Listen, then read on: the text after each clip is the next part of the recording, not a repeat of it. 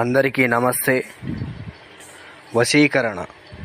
ఈ వశీకరణ ప్రయోగం ఎవరి మీద ఉపయోగిస్తారు అంటే భార్యాభర్తలు విడిపోయినప్పుడు, అలాగే ప్రేమికులు విడిపోయినప్పుడు, అలాగే మీ శత్రువులు మిమ్మల్ని బాధ పెట్టినప్పుడు, అలాగే మీరు కోరుకున్న వ్యక్తి, మీరు కోరుకున్న వారిని ఎవరినైనా సరే మీ చెప్పు చేతుల్లో ఉంచుకోవడానికి, అలాగే మీరు చెప్పిందే వినేటట్టుగా చేసుకోవచ్చు.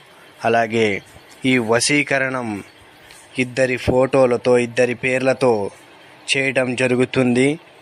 అలాగే మీ ఇంట్లో పిల్లలతో సమస్యలున్నా, అత్తామామలతో సమస్యలున్నా, మీకు ఎటువంటి సమస్యలున్నా కానీ పరిష్కారం అనేది తప్పకుండా లభిస్తుంది.